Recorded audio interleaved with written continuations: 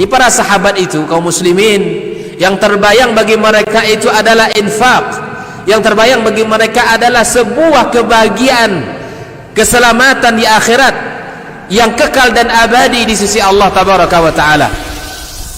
Semua kita boleh klaim sekarang, kamu cinta Nabi, cinta Ustaz. Cinta Nabi, cinta Ustaz. Termasuk saya, cinta Nabi, cinta. Kapan tahunya? Besok di akhirat. Maka apa kata Nabi sallallahu alaihi wasallam? Amalur rajuli biyadih. Penghasilan yang terbaik adalah pekerjaan yang dilakukan oleh seseorang dengan tangannya sendiri. Wa kullu bai'in mabrur. Dan setiap jual beli yang mabrur. Ini aktivitas ini membantu saya di akhirat atau akan menyulitkan saya di akhirat? Kalau seandainya perbuatan itu ternyata akan menyulitkan kita di akhirat kelak, tinggalkan perbuatan itu.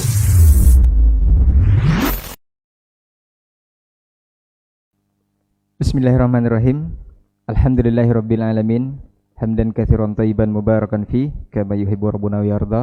Wa amma ba'd. Asyhadu an la ilaha illallah wahdahu la syarikalah wa asyhadu anna Muhammadan abduhu wa rasuluh la nabiyya ba'dah. Amma ba'd. 91,1 FM Radio Robbani, merajut ilmu dan peradaban. Generasi Robbani dimanapun antum berada, dan juga pemirsa KMTV dimanapun antum bisa menyaksikan atau menyimak siaran kita ini. Alhamdulillah, kita bersyukur kepada Allah Subhanahu wa taala atas segala bentuk nikmat dan juga rahmatnya kepada kita bersama di kesempatan hari ini.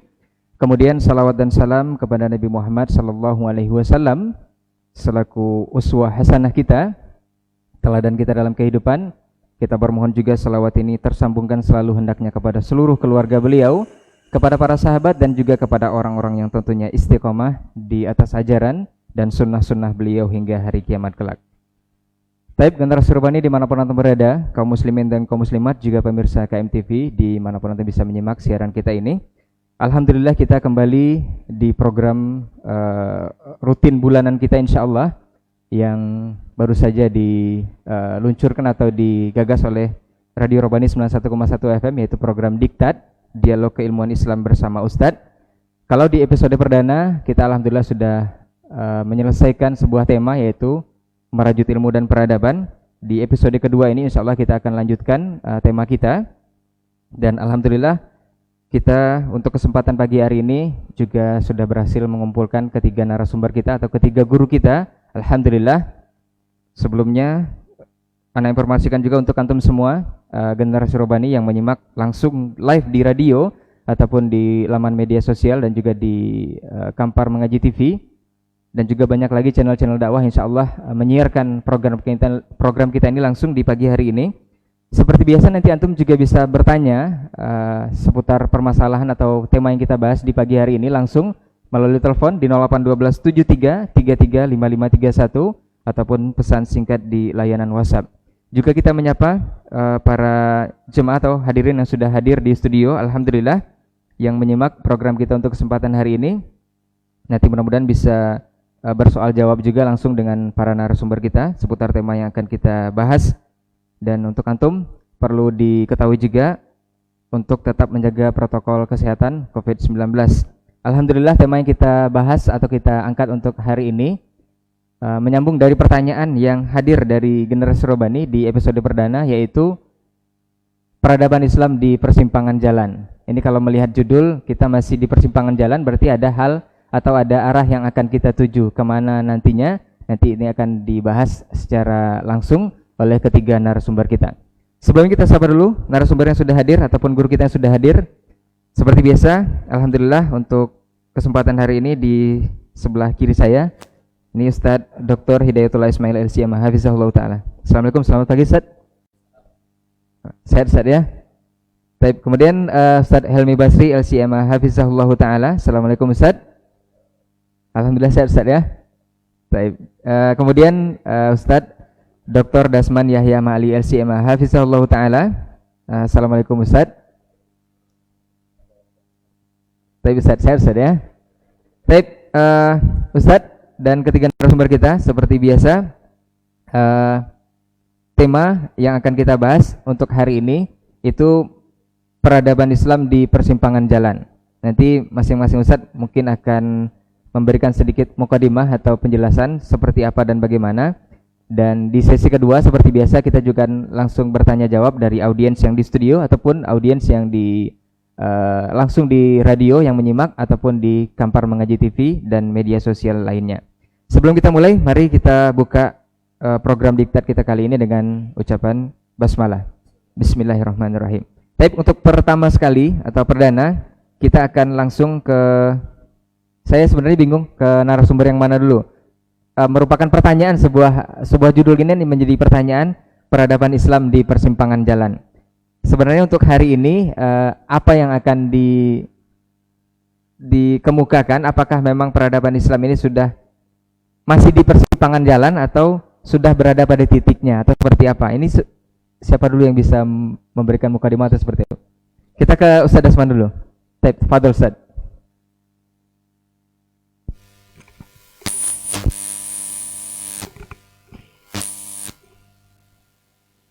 Bismillahirrahmanirrahim. Assalamualaikum warahmatullahi wabarakatuh. Waalaikumsalam warahmatullahi wabarakatuh. Alhamdulillahil zil jalali wal ikram, sahibil tawli wal in'am.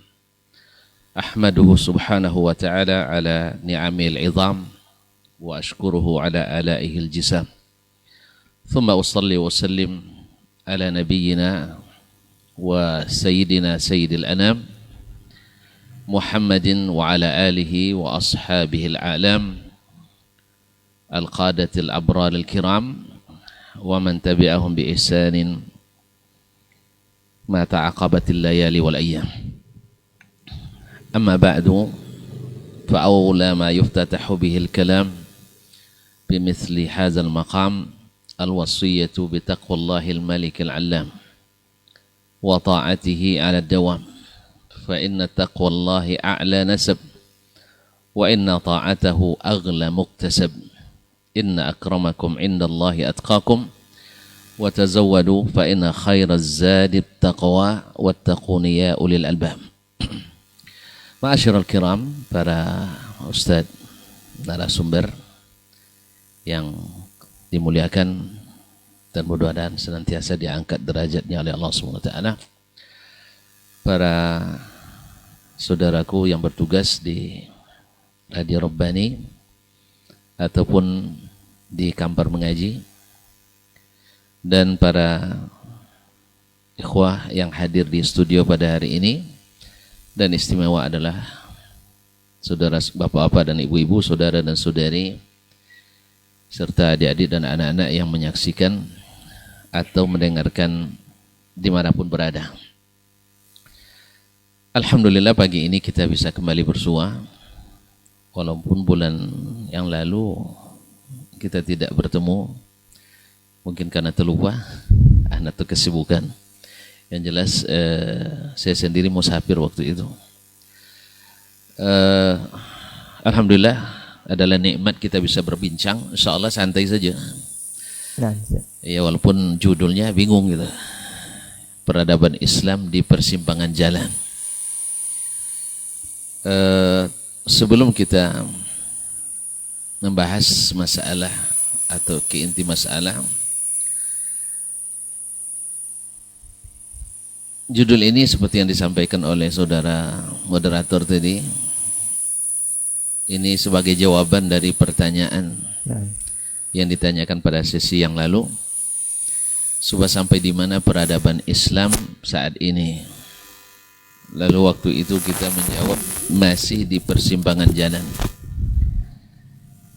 yaitu umat Islam pada umumnya mereka itu yakin dan percaya akan kebenaran Islam, tapi belum yakin untuk menjadikannya sebagai rujukan, kecuali dalam hal-hal tertentu yang memang tidak bisa tidak. Oleh itu seolah-olah kita yu'minuna bi ba'dil kitab wa yakfuruna bi ba'd, masih beriman dengan sebagian tapi belum beriman pada sebagian lain. Saya tidak mengatakan kufur, tidak, artinya belum bisa menerima sebagian. Oleh itu di sini pentingnya kita kembali lagi kepada pembicaraan kita sebelumnya. Di saat peradaban dibangun di atas keinginan dan nafsu, di atas pemikiran dan perasaan semata, maka banyak lahir peradaban-peradaban mungkin hebat tapi jahiliyah. Tapi peradaban jahiliyah, mereka jauh dari visi dan misi kehidupan yang sesungguhnya. Tidak jelas apa yang dituju. Bahkan sebagian peradaban itu hanya pada materi semata, hanya unsur material. Padahal kita ini tidak luput dari unsur-unsur spiritual dan unsur intelektual serta unsur material. Nah, secanggih apapun, sehebat apapun pemikiran anak manusia, dia pasti terbatas. Maka kalau kita melihat Nabi SAW yang diutus di tengah-tengah peradaban jahiliyah, mereka punya peradaban, tapi peradaban jahiliyah yang semuanya dibangun atas keinginan dan hawa, sesuai dengan pemikiran dan perasaan mereka. Bagi mereka itu sudah melupakan final. Buktinya ketika datang Nabi SAW merubah yang tidak baik menjadi baik, syirik ingin dirubah kepada tauhid, jahil dirubah menjadi berakhlak dan beradab, zalim diusahakan supaya adil, pendosa untuk menjadi orang-orang taat, pelanggar aturan menjadi masyarakat yang patuh aturan. Alhamdulillah, dengan bahan ilmu yang orisinil, dengan wahyu yang diturunkan Allah SWT, maka Nabi SAW dengan Al-Quran dan Sunnah bisa merubah peradaban ini menjadi peradaban yang perubahannya tercepat sepanjang sejarah, seperti yang diakui oleh para pemikir barat sendiri. Ya, kalau kita yang ngakui pasti iyalah, wa mayamdahul arus ghairu ummiha wa ukhtiha, pasti yang muji pengantin itu ya ibu dan saudarinya, semua akan memuji. Tapi tidak, ini yang benci pun pada Islam mengakui bagaimana cepatnya perubahan itu dilakukan oleh Nabi SAW. Maka digarisbawahi oleh para ahli sirah dan sejarah dan ahli peradaban. Kenapa perubahan itu begitu cepat? Karena Nabi SAW memperbaiki pondasi utama, yaitu at-tauhid, al-aqidah, yang bahannya bukan lagi keyakinan-keyakinan yang menurut perasaan, bukan lagi menurut pemikiran-pemikiran, tetapi berdasarkan berita yang sahih, yang valid dan otentik, yang datang dari Allah Subhanahu wa ta'ala. Ma'asyiral kiram, para hadirin dan para pemirsa yang dirahmati Allah Subhanahu wa ta'ala, serta para pendengar di Radio Rabbani 91,1 FM yang kami muliakan. Maka turunlah ayat-ayat, turunlah wahyu kepada Nabi SAW, dan Allah Maha tahu bagaimana merubah keadaan. Dan Allah juga inginkan perubahan itu bukan hanya dari bukan hanya kehendak Allah semata, dengan arti kalau Allah kan walau syaa lahadan nasa jami'an, Allah akan beri hidayah semua, tapi Allah inginkan berproses. Maka dengan proses akidah, bahkan 13 tahun di Makkah Nabi SAW fokus di akidah, dan 10 tahun di Madinah ditambah dengan hukum-hukum syar'i yang juga dipoles dan dikuatkan dengan akidah. Maka dengan akidah itu lahirlah orang-orang yang tak goyah, yang tidak bisa berubah dengan syubhat-syubhat. Mereka kokoh dengan iman, sehingga Al-Quran itu menyatakan bahwasanya Al-Quran jadi hidayah dan petunjuk yang telah dengannya Nabi SAW berhasil melakukan loncatan sejarah yang luar biasa dalam waktu 22 tahun 11 bulan 22 hari lebih kurang atau 25 hari. Nabi SAW merubah segalanya, ya ibarat perubahan 180 derajat. Ya. Kenapa? Karena Nabi SAW mengajarkan kepada kita beriman mutlak kepada Allah dan Rasul SAW. Tidak bersyarat harus sesuai dengan keadaan atau pemikiran serta perasaan. Karena dzalikal kitabu la raiba fihi hudan lil muttaqin. Demikianlah Alkitab yang tak ada keraguan padanya, menjadi petunjuk bagi orang yang bertakwa. Berarti memang harus beriman dulu baru berilmu. Dibersihkan dulu syiriknya baru bertauhid. Dibersihkan dulu nifaknya baru kokoh imannya. Sehingga ketika berada di persimpangan jalan seperti hari ini, dia tidak ragu menuju ke kanan.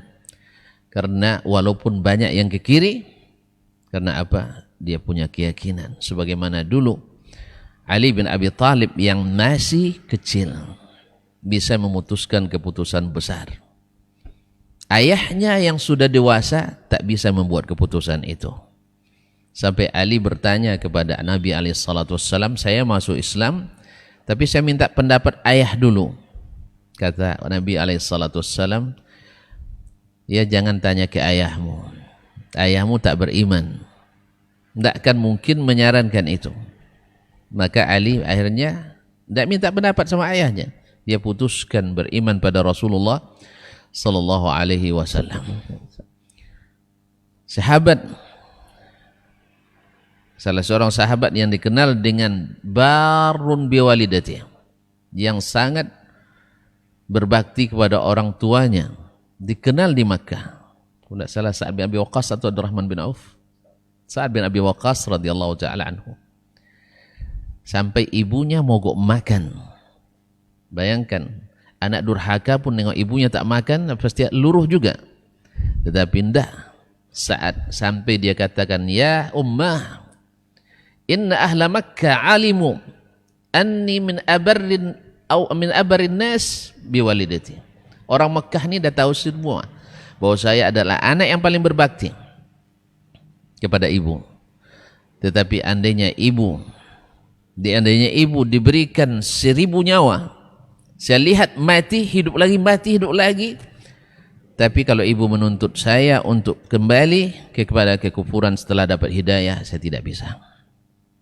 Inilah dzalikal kitabu la raiba fihi hudan lil muttaqin. Maka oleh itu kita ingin kembalikan ke kembali kepada konsep awal dari pembangunan perbudakan dengan ilmu, di mana ilmu ini baru didapat setelah kita beriman dulu. Beriman kepada Al-Quran, beriman kepada hadis tanpa keraguan padanya, baru nanti ini sejalan dengan firman Allah SWT. Laqad manna Allahu 'alal mu'minin idz ba'atsa fihim rasulan min anfusihim yatlu 'alaihim ayatihi wa yuzakkihim wa yu'allimuhumul kitaba wal hikmah wa in kanu min qablu lafi dhalalin mubin. Allah benar-benar telah memberikan nikmat yang besar, karunia yang besar kepada orang-orang beriman di saat dia utus seorang rasul dari kalangan mereka. Dengan apa diutus? Coba lihat. Bukan dengan kecerdasan, bukan dengan keahlian berpikir, tapi diutus dengan yatslu alaihim ayatihi, membacakan ayat-ayatnya. Wa yuzakkihim, dengan ayat itu mereka dibersihkan daripada keyakinan-keyakinan jahiliyah, kebiasaan-kebiasaan jahiliyah.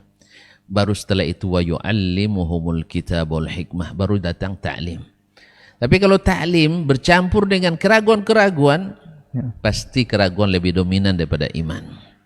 Inilah pentingnya kita kembali nak membangun peradaban ini dengan ilmu, merajut ilmu dan peradaban, dan alhamdulillah kita sudah sampai di persimpangan jalan dengan pengajian-pengajian Dr. Helmi, Dr. Hidayat dan para ustadz yang lain. Kita sudah bedakan, ini jalan kanan, ini jalan kiri. Sekarang sudah sampai ke titik itu. Cuman memang kebanyakan manusia lebih melihat yang ramai daripada yang benar. Mudah-mudahan semakin tercerahkan umat, semakin rajin kita berdakwah, semakin ikhlas para dai, dan semakin banyak fasilitas dan sarana dakwah. Mudah-mudahan semakin mendekatkan umat kepada peradaban Islam. Nabi dalam 23 tahun, kita mungkin dalam 230 tahun. Ini tidak masalah. Kita mulai dari sekarang. Alhamdulillah sudah hampir sampai di persimpangan itu. Mudah-mudahan nanti Ustadz Dr. Hidayat, Dr. Helmi menambahkan. Dan ini yang dari saya. Kayaknya sudah lihat-lihat jam tadi nampaknya. Terima kasih. Wassalamualaikum warahmatullahi wabarakatuh. Waalaikumsalam warahmatullahi wabarakatuh. Baik, jazakallah khairan Ustaz. Barakallahu fikum. Mudah-mudahan ini bisa menjadi pendahuluan Ustaz. Memang kita sudah berada di persimpangan jalan. Dan perlu saya ingatkan untuk antum semua, generasi Surabani ataupun yang menyimak di Kampar Mengaji TV, untuk telepon atau bertanya jawab nanti kita bagi sesinya di sesi kedua. Kita akan dengarkan dulu sedikit pendahuluan dari ketiga narasumber kita, baru nanti kita bersesi tanya jawab. 081273 Fadal Ustaz. 081273335531. Kita ke Ustadz Helmi. Ini dari masih dari sisi peradaban tapi dari sisi maqasid syariah. Apakah ini peradaban Islam yang sudah dikemukakan oleh Ustadz Dasman tadi? Ini maqasid itu apakah salah satu bentuk peradaban Islam juga atau seperti apa Ustadz? Apakah peradaban Islam yang dulu sama dengan peradaban Islam yang sekarang dari sisi maqasidnya? Apakah ada pembaharuan atau seperti apa Ustaz dari sisi maqasid syariah? Fadal Ustaz. Baik, bismillahirrahmanirrahim. Alhamdulillahi wa kafa. Wassalatu wassalamu ala nabiyil mustafa wa man sara ala nahjihi faqad iktafa. Asyhadu an la ilaha illallah wahdahu la syarikalah wa asyhadu anna Muhammadan abduhu wa rasuluh la nabiyya wa la rasula ba'dah.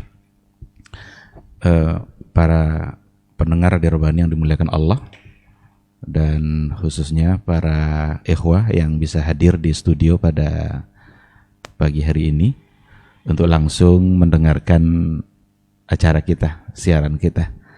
Kita bersyukur pada Allah Subhanahu wa taala, kita masih sehat dan masih dengan semangat iman. Nikmat sehat dan nikmat iman itu dua hal yang memang tidak bisa kita bandingkan dengan apapun. Tapi kalau dipilih-pilih, iman itu lebih tinggi daripada sehat. Maka dulu di antara sahabat ketika ditanya oleh Nabi, "Kaifa asbahta?" Apa kabarmu di pagi ini? Beliau tidak jawab saya sehat. Tapi jawabannya, asbahtu mu'minan haqqa. Itu saja. Saya pagi ini benar-benar beriman. Itu menggambarkan bagi mereka tidak ada artinya sehat kalau seandainya tidak ada iman. Mudah-mudahan semua kita diberikan dua nikmat itu dan tetap istiqamah insyaallah di jalannya. Sesuai dengan tema kita pada pagi hari ini, peradaban Islam di persimpangan jalan. Saya ingin menarik kata persimpangan jalan ini ke apa yang dikatakan oleh Nabi Sallallahu Alaihi Wasallam. Istilah dari persimpangan jalan itu kalau kita bawa kepada hadis Nabi itu nampaknya memang bentuk dari ketergelinciran, karena dia masih berada di persimpangannya, belum masuk ke jalan yang lurusnya. Maka dulu di hadapan para sahabat, Rasul itu membuat satu garis lurus. Ada satu garis lurus dibuat oleh Nabi. Di samping garis lurus itu ada berbagai persimpangan jalan. Nah ini dia. Ada berbagai persimpangan jalan. Simpang sini sebelah kiri ada banyak simpang-simpangnya, sebelah kanan juga dibuat banyak simpang-simpangnya oleh Rasul. Kata Rasul sendiri di hadapan para sahabatnya, yang jalan saya itu yang ini. Hazihi sabili, ini yang jalan saya. Yang berada di persimpangan ini akan nyasar nanti. Masing-masing akan ada syaitan iblis yang manggil-manggil, ayo ke sini, ayo ke sini. Berarti mengajak agar dia berada di persimpangan dan keluar dari jalan yang lurus tadi. Nah, oleh karena itu bagaimana agar peradaban Islam itu kembali maju? Ya berarti dia harus keluar dari persimpangan ini. Dia harus masuk kepada jalan yang lurus untuk kemudian memulai langkah itu, pindah dia dari persimpangan dan untuk memulai langkah berada di atas jalan yang lurus. Oleh karena itu, ini sebenarnya sebuah gambaran yang luar biasa yang datang dari Rasulullah SAW, bahwa beliau ingin mengatakan kalau kalian ingin tetap eksis, ingin tetap maju, ingin tetap berada pada jalan yang benar itu, ya jangan pindah-pindah jalannya, jangan ikut simpang-simpang yang bermacam-macam tadi itu. Nanti ada banyak syaitan yang memanggil, ada orang-orang yang mengajak kepada jalan-jalan yang tidak benar. Kalau sempat diikuti, otomatis dia akan keluar dari jalur maka berada dia pada persimpangan yang sudah salah. Dan itu juga menggambarkan bahwa bagaimana umat Islam hari ini memang harus senantiasa berada pada jalan Rasulullah SAW dalam banyak hal, dalam masalah akidah yang tadi sudah disinggung, dalam masalah ibadah, bagaimana Rasulullah SAW itu sudah mengatur aturan main dan tata cara ibadah, di mana kalau kita keluar dari situ bisa dipastikan bahwa kita akan menyimpang, kita akan berada pada satu bentuk persimpangan jalan yang ternyata itu menggiring kita kepada arah yang tidak lagi benar. Dan hanya dengan cara itu, tidak ada cara lain. Hanya dengan cara itulah kita akan tetap bisa benar. Karena baik dari Al-Quranul Karim ataupun dari hadis-hadis Nabi itu sudah menggambarkan seperti itu. Wa may yabtaghi ghairal islami dinan falay yuqbala minhu wa huwa fil akhirati minal khasirin. Kata al-Islam di sini tentu saja satu agama yang di dalamnya ada satu sistem yang matang, yang semua hal di dalamnya sudah diberikan penjelasannya oleh Rasulullah sallallahu alaihi wasallam, akidah, ibadah, muamalah, akhlak dan lain sebagainya. Sehingga peradaban akan maju ketika ia berada pada garis yang diatur oleh Nabi tadi. Kalau tidak, maka akan melenceng, pasti itu. Maka dulu Tariq bin Ziyad ketika beliau berhasil menaklukkan satu pusat peradaban yang akhirnya menjadi pusat peradaban Islam di barat, yang Andalus itu pusatnya, beliau berhasil membuat Andalus menjadi negeri yang bercahaya. Kenapa dan dengan apa? Ya karena dia tidak melenceng, tidak ambil simpang-simpang yang banyak tadi. Dia hanya lurus saja. Bahkan sebelum itu dalam catatan sejarah itu kan kapal-kapalnya itu dibakarnya saja. Dibakar semua sehingga tidak ada pilihan. Di belakang kalian ada laut, di depan ada musuh. Kalau mau ke laut silahkan, tapi cara yang akan kita tempuh adalah bagaimana kita menembus musuh dengan atas nama Allah, agar ditegakkan di situ peradaban, sebuah peradaban yang berdiri di atas jalan Allah. Dan ternyata benar, hanya dalam beberapa masa saja berhasil mendirikan 70 pustaka yang di situ ada 500.000 buku. Coba bayangkan. Sementara 4 tahun berikutnya di Prancis itu hanya memiliki 2.000 buku. Coba bayangkan. Bagaimana peradaban Islam itu benar-benar maju. Bagaimana kalau seandainya eksis berada di jalan yang lurus tadi itu, Allah akan menepati janjinya. Karena itu janji Allah. Kalau seandainya benar-benar berada pada jalannya, maka Allah akan memberikan segala-galanya. Kalau mau cari dunia, Allah akan berikan dunia itu. Tapi kalau dunia yang tujuan utamanya lalu melupakan Allah, maka disinilah akan terus menyimpang. Dia akan berada di berbagai persimpangan dan dia akan bingung. Kalau di Rumbai ada namanya simpang bingung. Maka ini juga mereka akan bingung. Kenapa bingung? Karena terlalu banyak simpangnya. Yang mana yang mau diikuti nih? Ini akal si fulan kah, akal A kah, akal si B kah? Bingung dia. Dia sendiri tidak bisa menentukan pilihan. Tapi ketika ada satu jalan, maka berhasillah Andalus menjadi negeri yang bercahaya. Bahkan dalam catatan sejarah dikatakan kota pertama yang terindah dan berlampu, nyala lampu, itu Andalus. Yang di situ ada istana Alhambra itu ada dalam catatan sejarah. Pada saat orang belum mengenali bagaimana cara mandi, bagaimana harus ada sabun, bagaimana ada Nabi menyuruh untuk harum-haruman, tata cara buang air. Islam itu mengajar bukan hal-hal yang besar saja. Islam itu mengajar hal-hal yang terkecil sekalipun, bahkan hal-hal yang sifatnya pribadi. Cara buang air, coba. Apa yang lebih pribadi dari itu? Tetapi Rasul mengajarkan. Itu menggambarkan bahwa peradaban Islam peradaban yang sempurna, yang memang kalau seandainya kita coba pindah kepada jalan yang lain, maka kita akan mengalami kemunduran. Sedikit saya ingin menambahkan dalam pendahuluan pembicaraan kita ini, apa hal-hal yang akan membuat kita mundur atau merusak peradaban itu? Sebenarnya ada banyak hal. Yang pertama yang akan merusak peradaban itu, tadi sudah disinggung sedikit, itu meragukan sistem Islam. Ketika kita sudah mulai meragukan, rusak peradaban pasti itu. Karena Allah dengan konsep yang paling matang, konsep yang sangat sempurna, yang bisa menyelesaikan berbagai persoalan kehidupan dalam berbagai masalah. Tidak hanya dalam masalah ukhrawi saja yang hubungannya dengan ibadah, tapi masalah duniawi kita.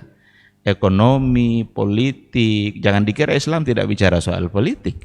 Umar bin Al-Khattab itu tokoh politik ulung itu. Tapi ketika dia berada pada siratal mustaqim, ini juga perlu dipahami ini. Karena persimpangan jalan itu, yang menyimpang tadi, berarti di luar dari siratal mustaqim. Itu ketika diistilahkan as-siratal mustaqim, jalan yang lurus yang tidak ada simpang-simpangnya tadi, yang tidak ada menyimpang. Nah, maka keraguan kepada sistem itu bisa merusak. Maka dalam Al-Qur'an sendiri dikatakan orang yang beriman yang sesungguhnya itu yang tidak ragu.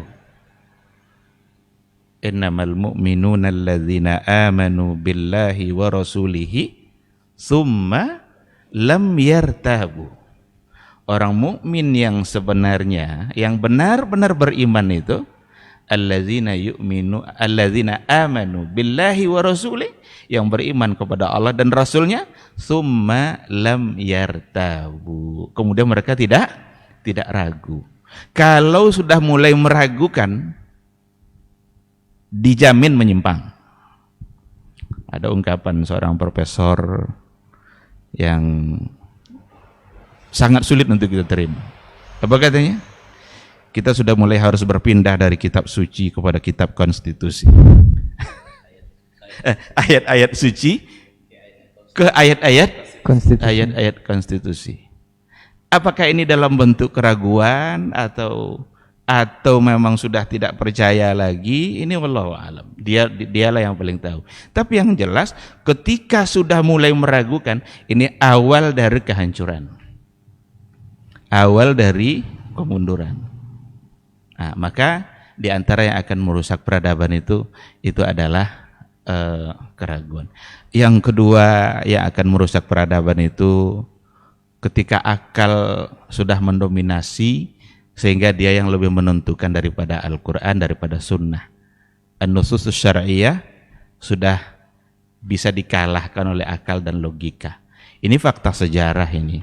Ketika subuhat-subuhat akal, subuhat-subuhat pemikiran itu mulai bermunculan, maka rusaklah berbagai macam hal. Kita kalau mau baca ke belakang sejarah kita, Ustaz, ya, penyimpangan akidah, kenapa banyak sekali terjadi penyimpangan akidah? Karena ada subuhat. Mu'attilah. Ada pula dia di antara satu sisi karena terlalu meyakini pula apa yang yang disebutkan pada nas, seolah-olah mereka menyamakan pula Allah dengan makhluk, maka dianggap pula jadilah mereka sebagai kelompok yang musyabbihah, yang mereka menyerupakan atau mujassimah, menyerupakan Allah dengan makhluk. Yang benar itu at-tawazunnya itu, al-wasatnya itu. Maka Islam wasatiyah, kalau bicara Islam wasatiyah pada persoalan akidah, ini ada di sini. Jadi Allah punya sifat, tapi sifatnya tak akan pernah serupa dengan makhluk. Maka apapun yang diceritakan oleh Allah tentang dirinya dalam Al-Quran, tentang sifat dia dalam Al-Quran, kita wajib untuk meyakininya. Yakin kita itu dan apa yang disampaikan oleh Allah. Tetapi jangan sempat kita menyerupakannya dengan makhluk, karena laisa kamitslihi syai'un wa huwa as-sami'ul basir. Baik para pendengar yang dimuliakan Allah, itu sekedar menggambarkan bahwa peradaban Islam di persimpangan jalan. Kalau kita sampai pada ujung simpang, maka masuklah pada jalan yang lurus. Tinggalkan simpang-simpang yang banyak ini, karena persimpangan yang banyak ini membuat kita menjadi bingung. Yang tidak bingung itu adalah ketika kita berada pada jalan yang lurus yang sudah digariskan oleh Rasulullah Sallallahu Alaihi Wasallam. Bagaimana langkahnya?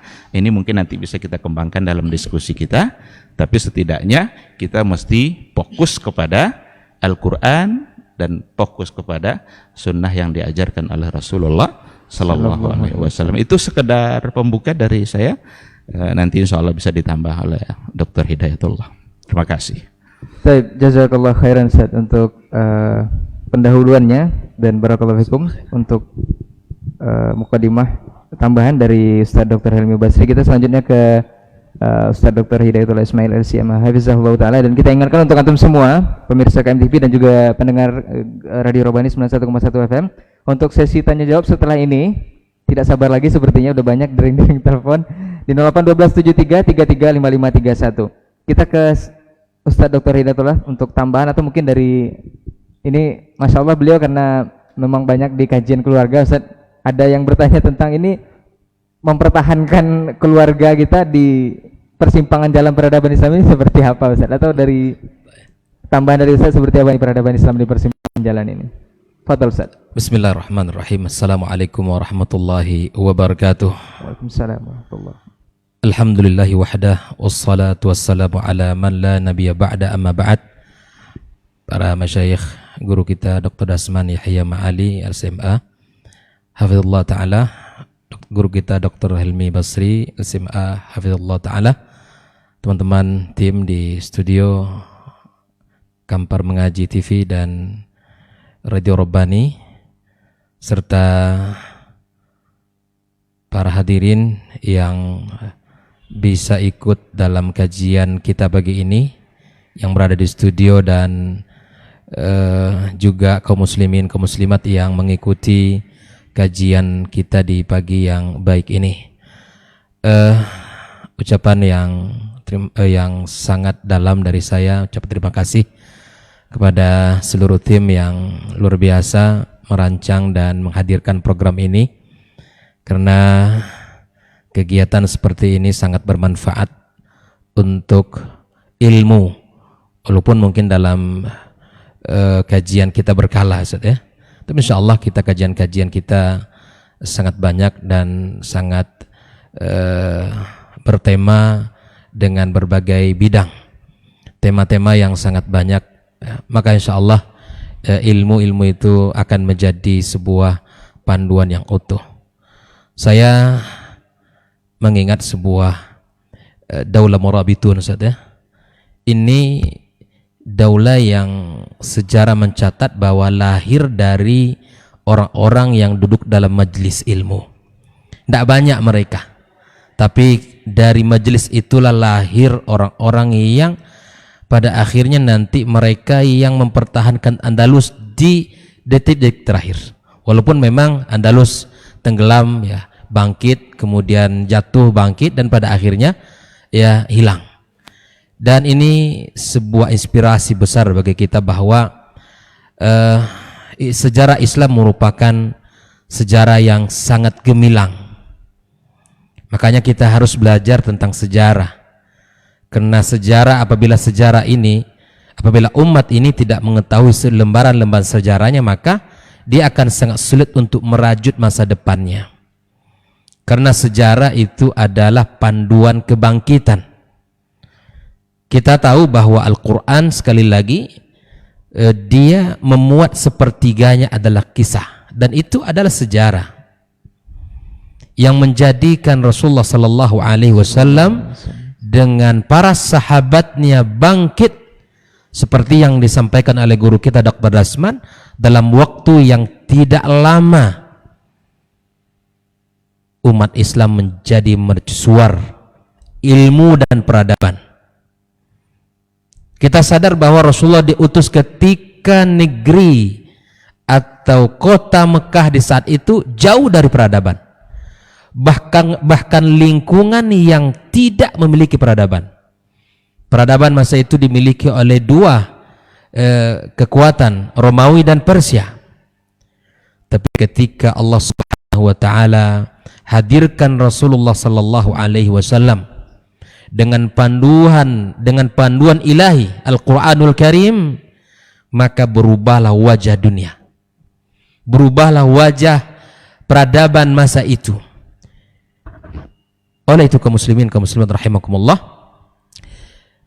Rasulullah sallallahu alaihi wasallam telah menceritakan kepada kita, kalau kita ingin kembali jaya dan kembali menghadirkan peradaban ini menguasai bumi, maka memang kuncinya adalah kembali kepada agama kalian, kata Rasulullah sallallahu alaihi wasallam. Rasul menggambarkan dalam sebuah hadisnya, dalam sebuah hadis yang sahih, Nabi SAW menyebutkan beberapa hal yang menjadikan itu kita berada pada kehinaan. Di antaranya Nabi mengatakan, idza tabaya'tum bil 'inah. Ini sisi muamalah, itu kita berada pada muamalah yang rusak, riba. Ekonomi riba. Kemudian Nabi menyebutkan wa akhadhtum aznabal baqar. Disebutkan dengan usaha-usaha ternak kita. Waraditum bizzar', dan kita disebutkan oleh sawah ladang kita. Wa taraktumul jihad, dan kalian meninggalkan jihad. Sallallahu alaikum zullan, maka Allah akan berikan kepada kalian kehinaan. La yanzi'uhu hatta tarji'u ila dinikum. Inilah kuncinya. Tadi Sa'ilmi sudah menggambarkan tadi ya, banyak persimpangan-persimpangan. Maka kita harus kembali ke jalan utama. Ini bahasa, kalau meminjam bahasa guru kita Dr. Asmat, kalau kita sudah berada di ujung jalan, rasanya jalan itu tidak menyampaikan kita ke tujuan, kembali ke pangkal. Ya, pangkal jalan kita dalam kehidupan kita tak lain dan tak bukan kecuali kitabullah dan sunnah Rasulullah sallallahu alaihi wasallam. Nah, Umar radhiyallahu taala anhu mengatakan, nahnu qaumun a'azzanallahu bil Islam. Kita ini kaum yang Allah jadikan kita ini berizzah dengan Islam. Maka ketika kita mencari panduan selain Islam, kita mencari jalan selain Islam, maka yang akan kita dapatkan adalah kehinaan. Yang kita dapatkan adalah kehinaan. Maka mari kita lihat ya dalam aplikasi dari hadis Nabi SAW tadi, atau perkataan Umar bin Khattab radhiyallahu taala anhu, dari sisi akidah ini jelas dia adalah sebagai pondasi dan harus kembali kepada sumber utama berakidah, Al-Quran dan Sunnah Rasulullah SAW. Dan dari sisi keilmuan tadi sudah dibahas oleh Dr. Helmi, dari sisi ibadah, bahwa memang kalau kita lihat lagi dari sisi yang lain, kaum muslimin rahimakumullah, kalau kita lihat dari sisi keilmuan misalnya, tadi di mana Dr. Helmi menyampaikan bahwa Al-Quran itu berada di bawah teori ilmu dan pikiran. Bahwa Al-Quran seharusnya bukan di bawah teori ilmu, tetapi dia adalah yang nomor satu kita jadikan rujukan. Sehingga banyak terbukti dalam kehidupan kita. Ketika Al-Quran bicara tentang qiyam, ya, wa minal laili fatahajjat bihi nafilatan laka asa ayyab'atsaka rabbuka maqaman mahmuda. Ini jelas bahwa pada qiyam itu akan Allah hadirkan maqam. Tapi ketika Al-Quran bicara itu lewat. Ketika berbicara hadis itu tidak menjadi getaran di hati kita kalau salat malam itu adalah, bahkan Nabi mengatakan fa innahu da'bus salihin. Tapi ketika ada teori-teori ilmiah yang bicara bahwa pada qiyam itu baik untuk kesehatan dan seterusnya, maka kita langsung tertarik. Padahal Al-Quran jauh ya telah menjelaskan bagaimana salat itu, ya, bagaimana qiyam itu akan memberikan manfaat. Contoh,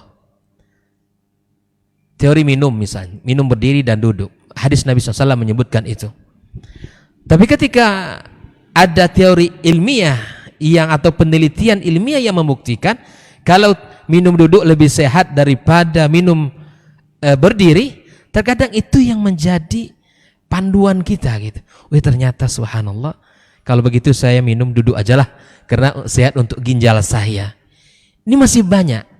Kalau bicara tentang teori pendidikan, apa kiblat kurikulum pendidikan kita hari ini? Dari mana kita ambil sumber ilmu kita hari ini? Mobil khusus tentang pendidikan, kehidupan kita.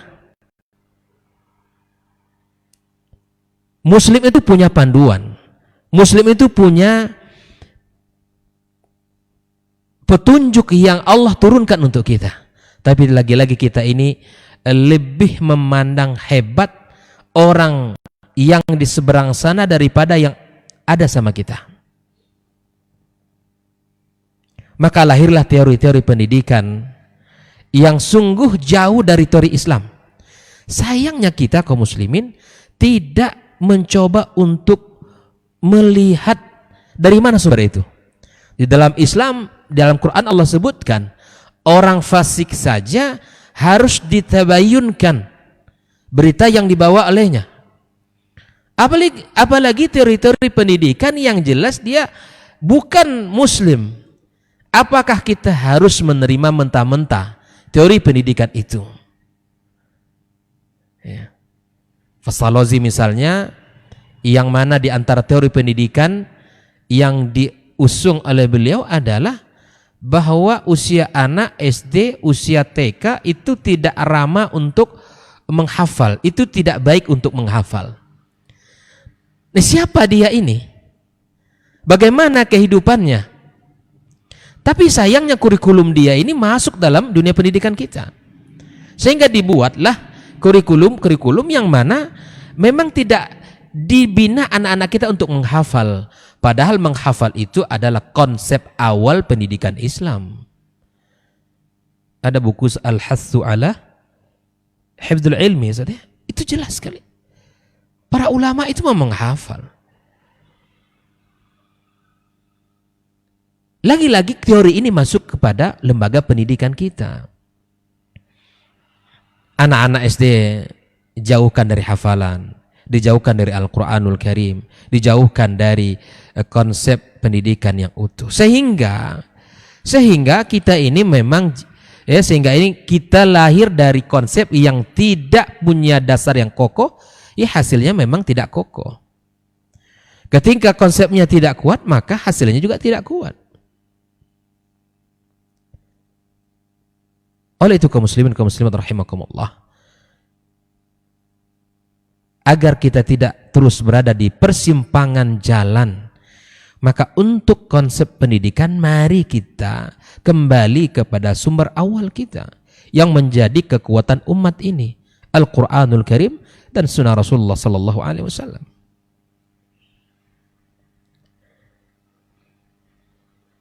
Dalam sejarah Islam di Andalusia misalnya, Di antara sekian banyak penyebab-penyebab, ada fitnah tawaif, itu perpecahan-perpecahan yang terjadi. Ada juga di antara bentuk kualitas sudah bergesernya orientasi keilmuan yang pada awalnya merupakan pusat atau rotasi kehidupan mereka itu adalah ilmu. Sekarang bergeser.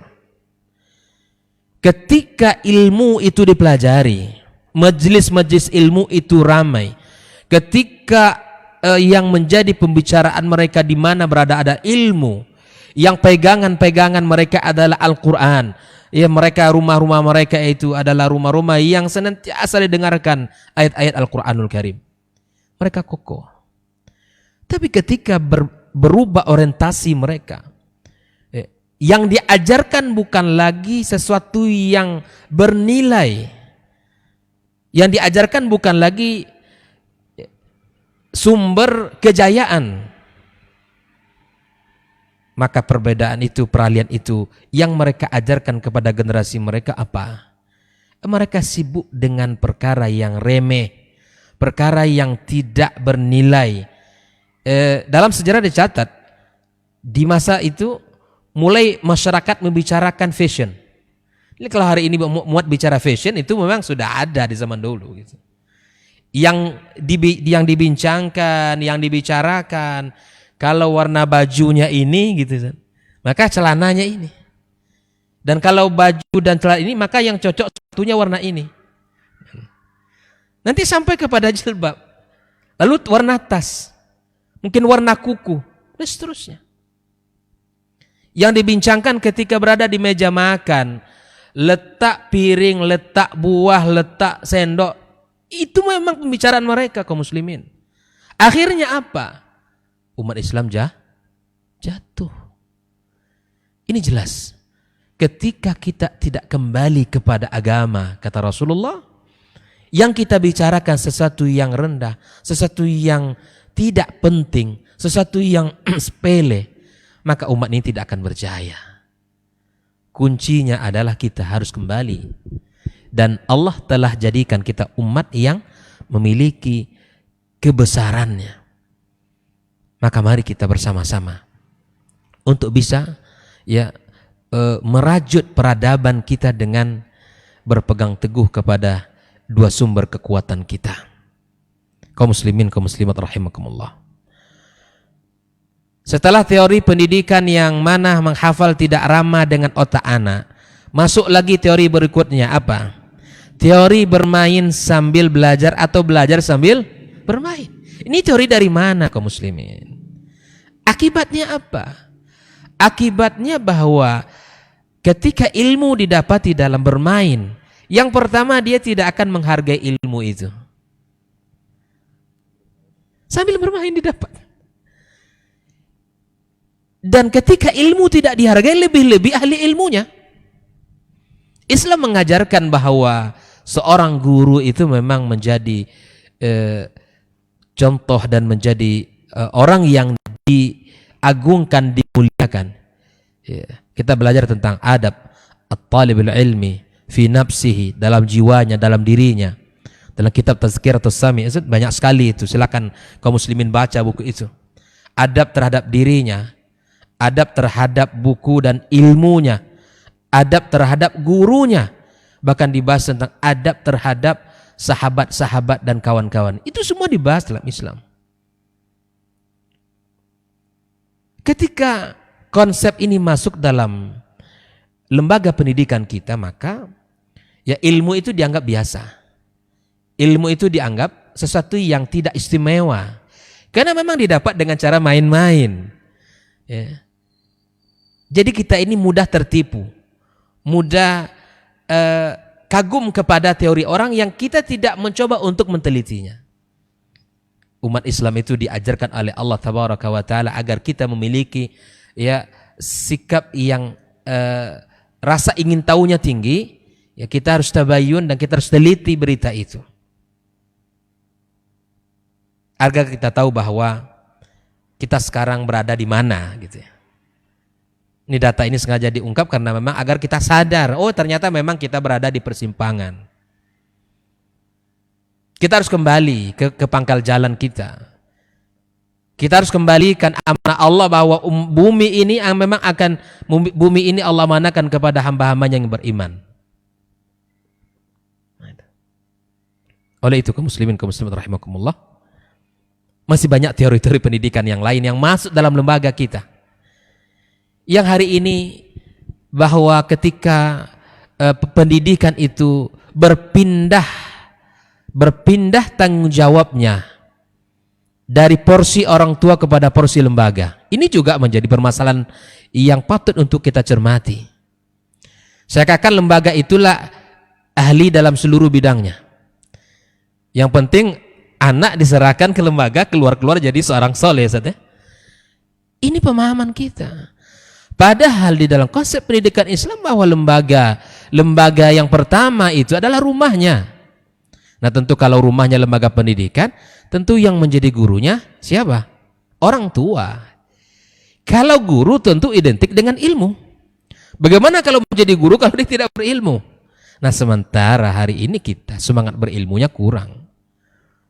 Semangat untuk mengilmui diri menjadi seorang ayah yang baik atau menjadi seorang ibu yang baik itu juga perlu kita kembali ke pangkal jalan gitu. Karena kita masih banyak sekali sisi kehidupan kita yang di persimpangan.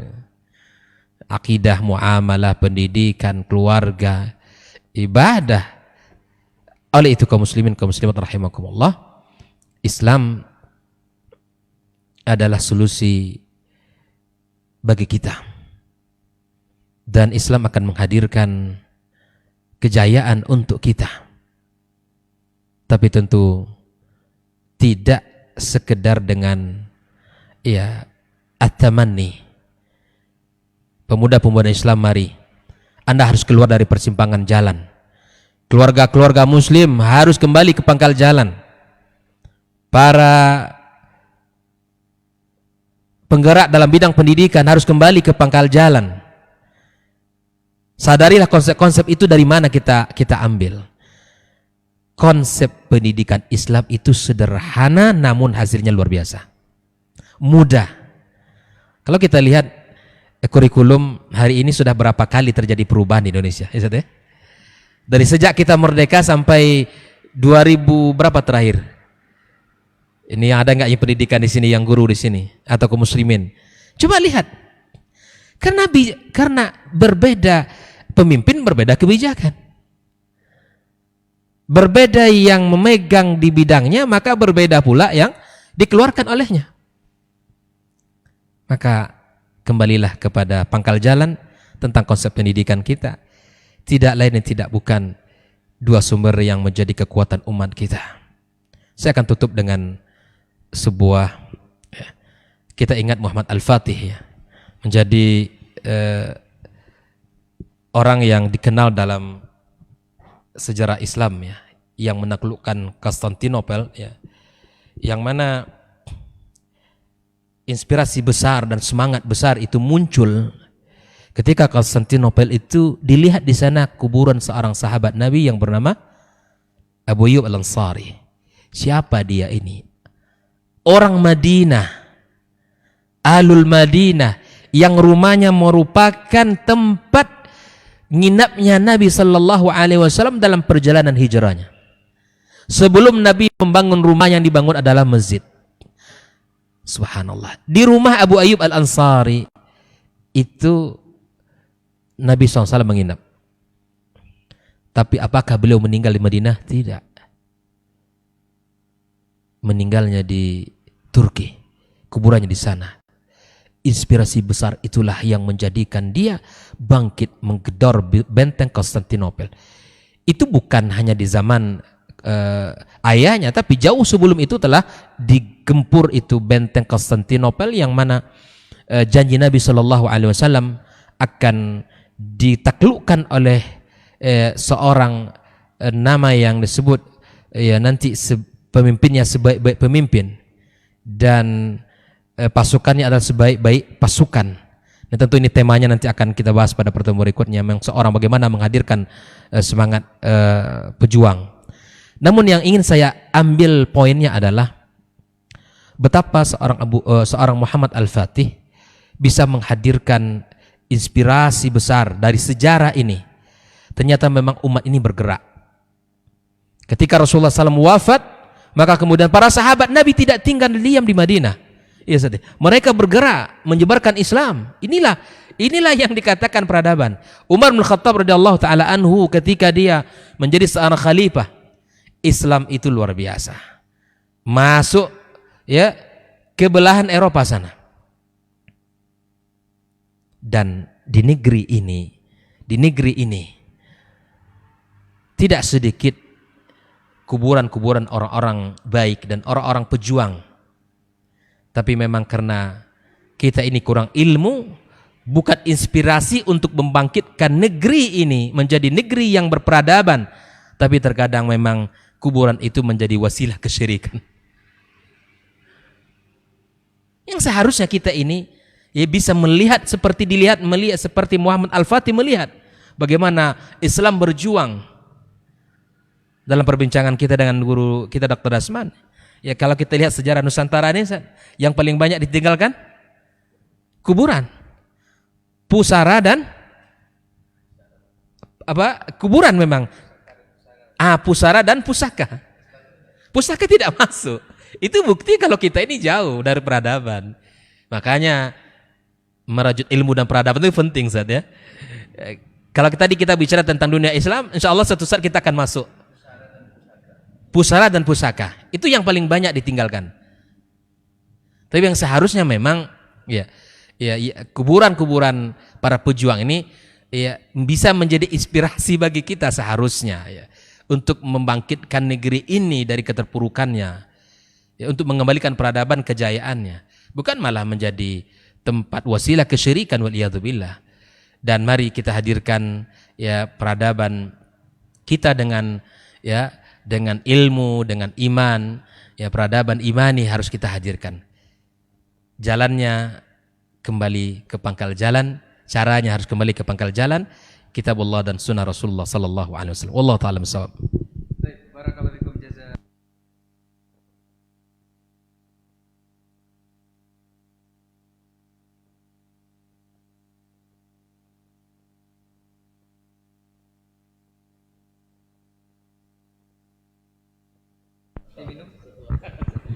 Baik, generasi Rohani dimanapun Anda berada dan pemirsa KMTV yang menyaksikan kita melalui media live streaming dimanapun Anda berada, silakan untuk sesi selanjutnya. Ini baru kita buka untuk sesi tanya jawab di 081273355531 untuk Antum yang ingin bertanya. Dan Masya Allah pembahasan kita ini memang kompleks sekali mengenai peradaban Islam yang di persimpangan jalan. Betapa sejarah Islam memang sangat gemilang dari awal, bahkan untuk hari ini kita ingin kembali ke masa itu caranya salah satunya adalah dengan kembali ke pangkal jalan atau kembali kepada Al-Quran dan Sunnah Rasulullah Sallallahu Alaihi Wasallam. Dan yang menariknya dari pembicaraan kita ini, dari mukadimah dari ketiga Ustadz, dari peradaban Islam yang di persimpangan jalan ini, kita ingin kembali atau menempuh jalan yang lurus tadi seperti kata Ustadz Elmi. Ini ada yang lagi viral sekarang Ustadz.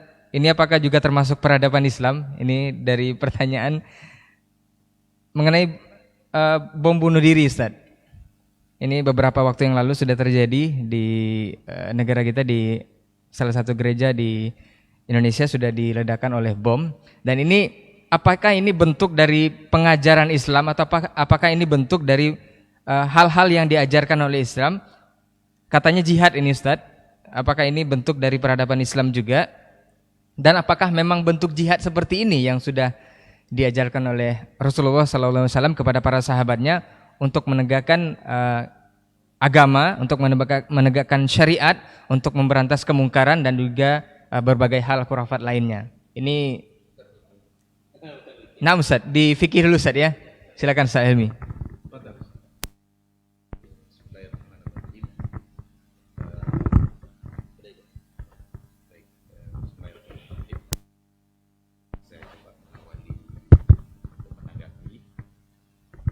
Apa yang tadi sudah dipertanyakan ya.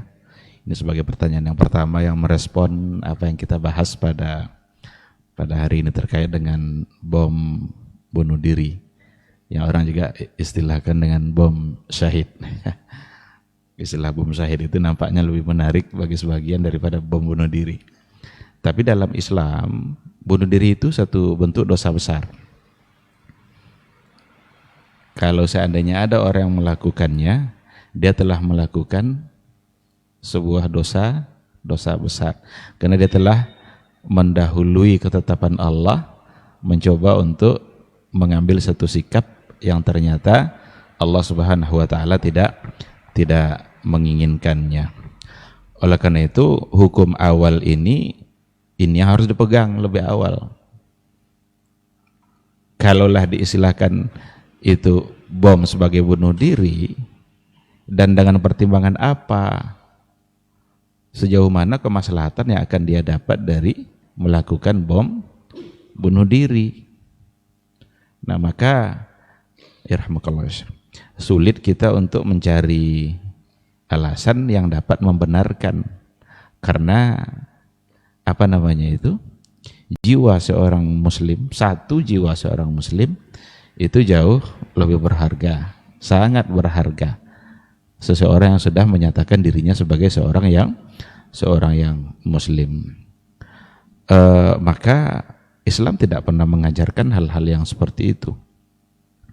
Akan tetapi ada beberapa kemungkinan seperti yang ada di Palestina, yang juga diistilahkan dengan, tapi mereka tidak mengistilahkan bom bunuh diri, tapi bom syahid.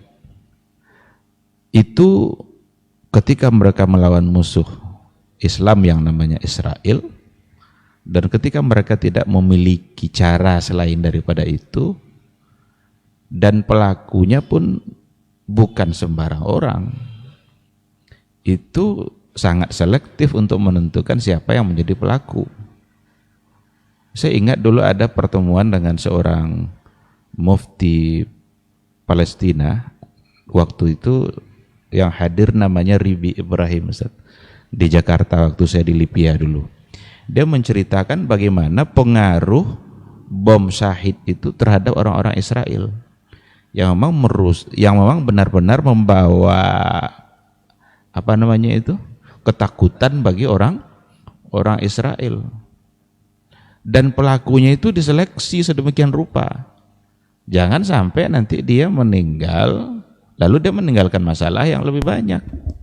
Maka pelakunya belum menikah, dia orang yang taat beragama, artinya bukan orang-orang yang memang kalau banyak hutangnya lalu dia mau mati, enggak. Bang, orang yang taat dalam beragama, dan diseleksi, dan tidak sembarang orang dibolehkan untuk melakukan itu ketika mereka menganggap itu adalah cara yang efektif untuk menghadapi orang-orang Israel. Kenapa sikap itu mereka ambil? Karena obat-obatan yang dikirim dari dunia Islam ditahan oleh Israel. Dunia Islam mengirimkan senjata ditahan di perbatasan. Makanan-makanan yang mau dikirimkan juga ditahan. Tidak ada yang bisa mereka lakukan. Mereka tidak punya senjata, mereka susah makan, obat-obatan tidak ada, bahkan rumah sakit dihancurkan oleh orang-orang Israel. Nah, sehingga ketika itu dianggapnya sesuatu yang ada nilai maslahatnya, ketika itulah muftinya membolehkan.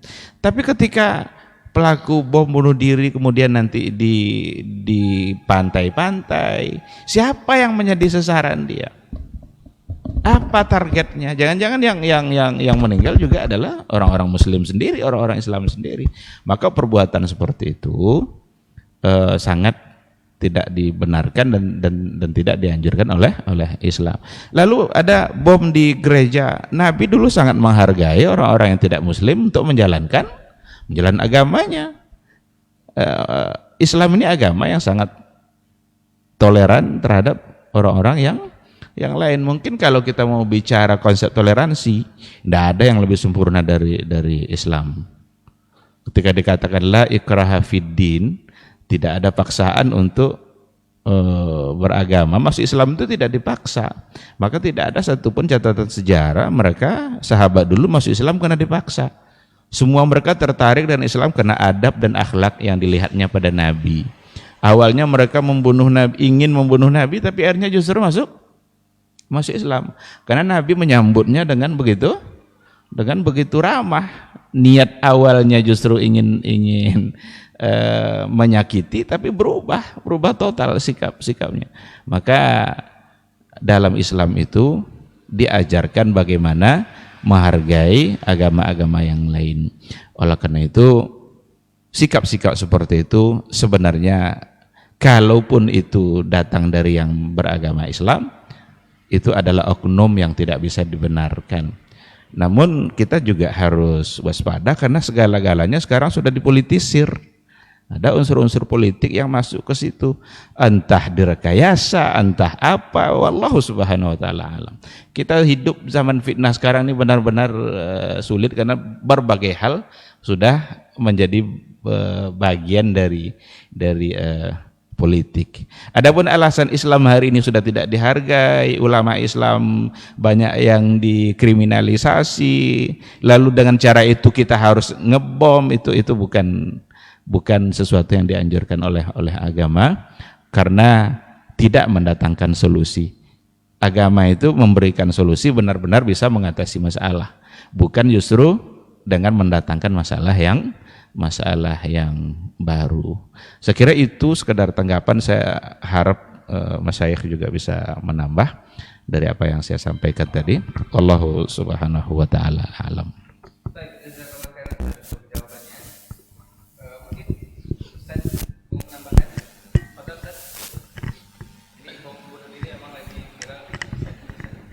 Bismillah wassalatu wassalamu ala rasulillah wa ala alihi wa sahbihi wa wala. Amma ba'd. Kalau istilah bom bunuh diri itu yang pas memang. Tapi kalau disebut bom jihad, tidak benar, itu bom jahat. Berbeda tipisnya. Bom jahat tidak bisa dikatakan bom jihad. Masyarakat kiram, ini adalah akibat dari penyimpangan pemahaman bahwasanya orang kafir itu halal darah. Ya, semua orang kafir halal darah. Ini subhanallah adalah kekeliruan yang nyata. Kalau dikatakan orang kafir dulu seluruh memerangi umat Islam, ya dari sejak zaman Nabi orang kafir memerangi umat Islam semuanya. Tapi ada yang di medan perang, ada yang tidak. Kalau mereka perangi kita dengan pikiran, ya kita jawab dengan pemikiran, dengan akidah, dengan ekonomi. Tapi kalau sudah kontak fisik, ya katakan kontak fisik. Jadi ada aturan-aturan, dawabit, kaedah-kaedah harus taati. Islam subhanallah seperti disyarakan oleh Fadilul Syekh Dr. Helmi tadi, tidak ada yang di atas Islam lagi. Menyamainya juga ada dalam toleransi. Alhamdulillah Islam walaupun selalu dituduh, tetapi seperti salah seorang tokoh muslim atau da'i muslim di Jerman ketika ditanya apakah Islam itu teroris, dia jawab, saya tidak menjawab. Perang dunia pertama siapa pemicunya? Perang dunia kedua siapa pemicunya? Kemudian pembantaian orang-orang Indian sebanyak 100 juta jiwa siapa pemicunya? Pembantaian 5 juta orang di Myanmar siapa pemicu? Di India, Kashmir siapa pemicunya? Yang menyerang Afghanistan, bantai di Palestina.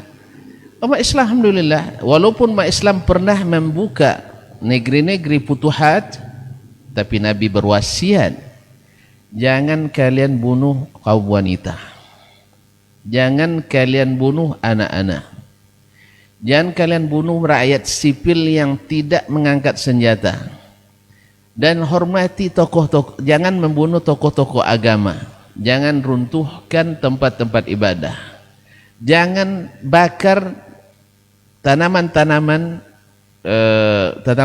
mereka. Itu semua wasiat Nabi SAW. Sekarang antum mengintai dengan bom gereja, di mana orang itu tidak ada yang angkat senjata. Tapi seperti yang kata Dr. Helmi, kita juga harus memang ekstra hati-hati di sini, karena apa saja dilakukan orang untuk dipolitisir.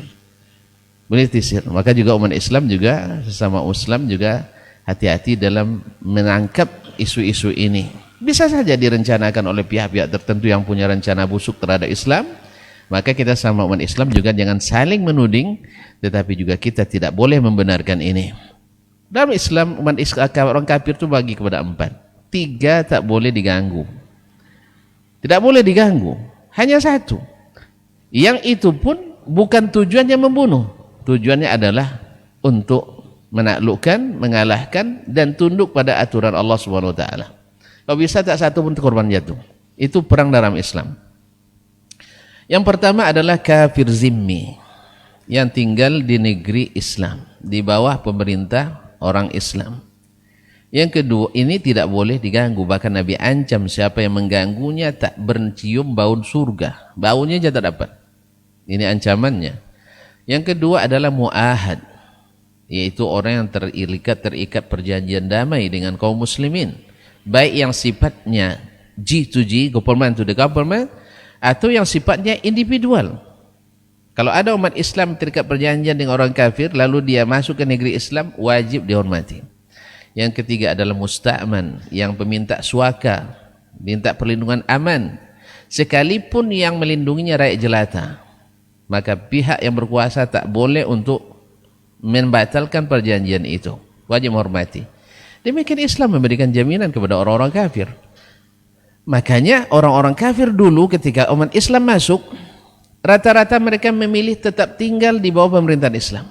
Dan terjadi Salahuddin Al-Ayyubi setelah 40 tahun Baitul Maqdis mandi darah, sampai para penyair mereka dengan bangga dan pongah sekali bahwa kuda-kuda mereka berenang di lautan darah di Baitul Maqdis.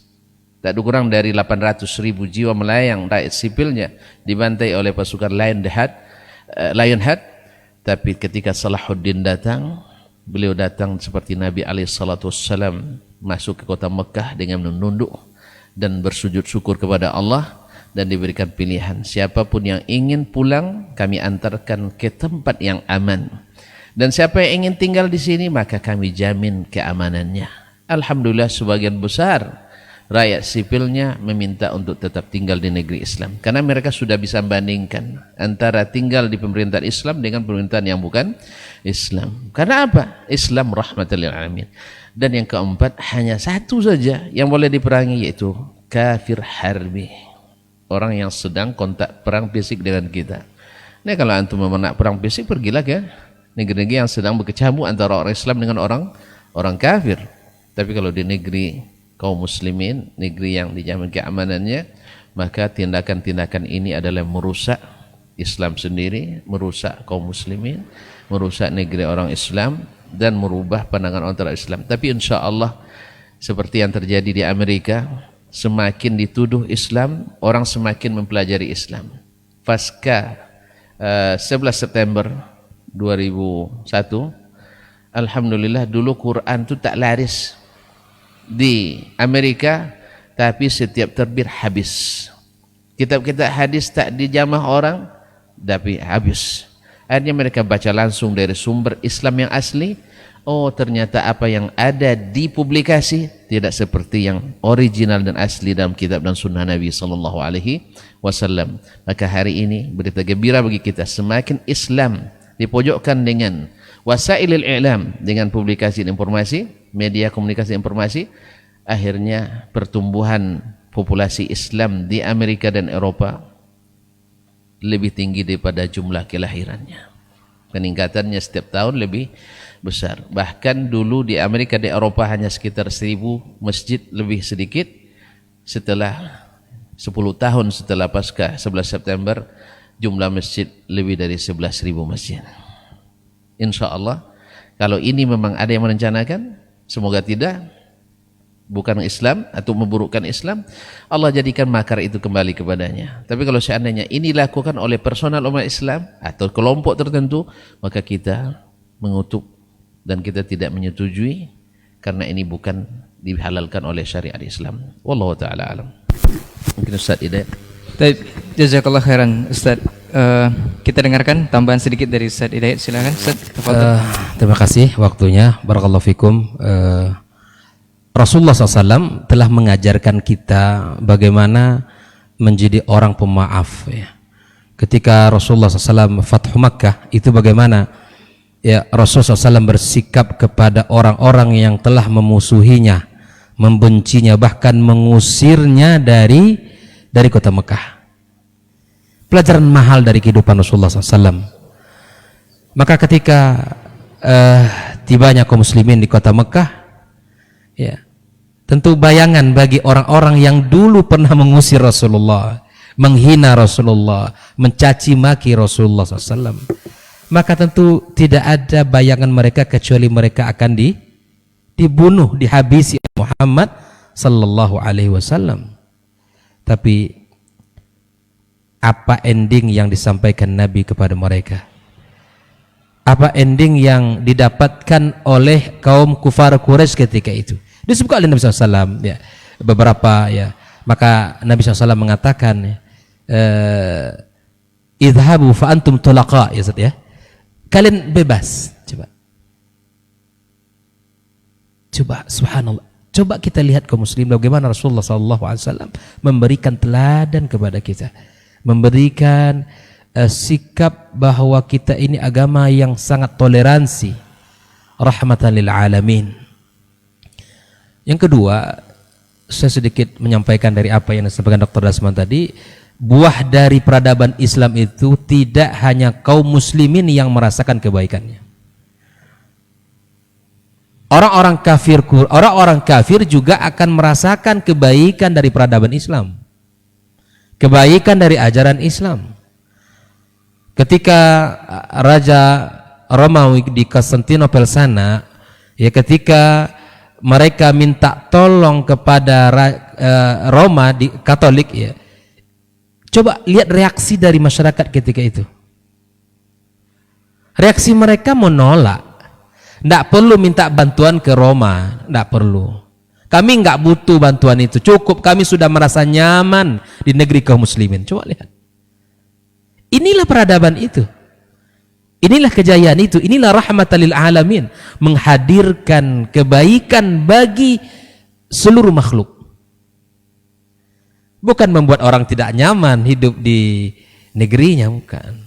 Sekali lagi, kalau orang yang betul mengambil ilmu dan pemahaman yang benar, insyaallah dia akan terhindar dari perilaku yang menyimpang. Wallahu taala alam bissawab.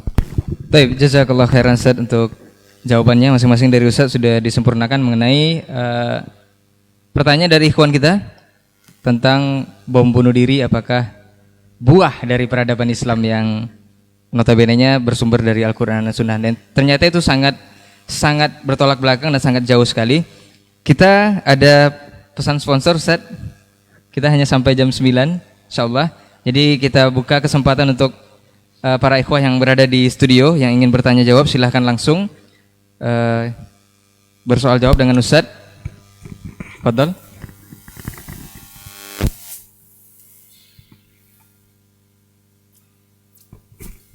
Bismillahirrahmanirrahim. Assalamualaikum warahmatullahi wabarakatuh.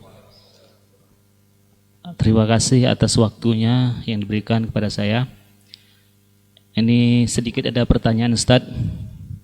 Menyimak dari awal pemaparan Ustadz tadi, seperti yang Ustadz Dasman sebutkan tadi, paparkan tadi, setelah kita berada di persimpangan jalan, Ustadz, selama ini kita lihat umat Islam dalam beragama dengan tampilan pemahaman yang berbeda.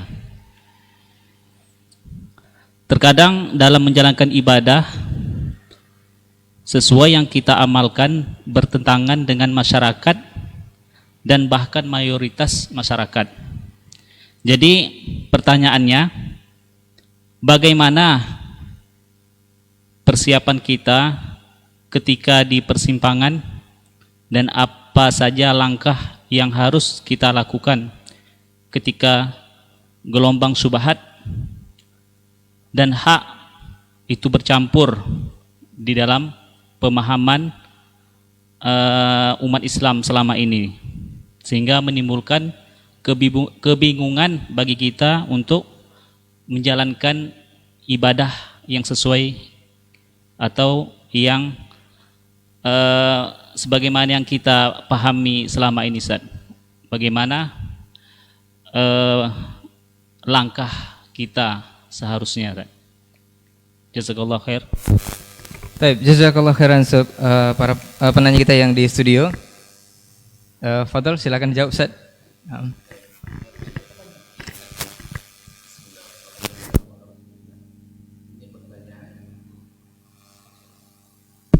Ya, pertanyaannya Masya Allah luar biasa ini. Tentu jawabannya harus luar biasa juga, panjangnya. Para hadirin di studio yang saya hormati, para pemirsa dan pendengar dimanapun berada, semoga senantiasa di dalam lindungan Allah SWT. Perbedaan pemahaman yang melahirkan berbagai aliran atau macam cara, baik dalam berkeyakinan, dalam beribadah, dalam berinteraksi, itu memang sudah dikabarkan oleh Nabi SAW. Dan Nabi bukan hanya menyebutkan masalah, ibaratnya rumusan masalahnya ini, tapi beliau juga memberikan solusi. Karena memang Nabi SAW sempurna. Di antara yang beliau sebutkan, fa innahu may ya'ish minkum fasayara ikhtilafan katsira. Siapa yang hidup setelahku nanti di antara kalian mesti melihat perselisihan yang banyak. Sebab apa? Nabi nggak ada lagi bersama mereka. Makanya walaupun ada kewajiban taat kepada waliul amri, kepada yang merupakan ulama dan para umara, ya, ulama dan para umara ini disebut waliul amri, auliaul umur, oleh Mujahid, Qatadah, Ad-Dhahhak dan sebagainya. Tetapi waliul amri ini juga potensi untuk ikhtilaf antara amir dengan alimnya, kadang-kadang terjadi ikhtilaf. Dan itu makanya ketaatan mutlak hanya pada Allah dan Rasul, ketaatan kepada mereka muqayyad. Maka Nabi berikan solusi. Apa solusinya? Alaikum bisunnati, pegang teguhlah sunnahku, wa sunnatil khulafa ar-rasyidin al-mahdina min ba'di, dan sunnahnya para khulafa ar-rasyidin yang datang setelahku.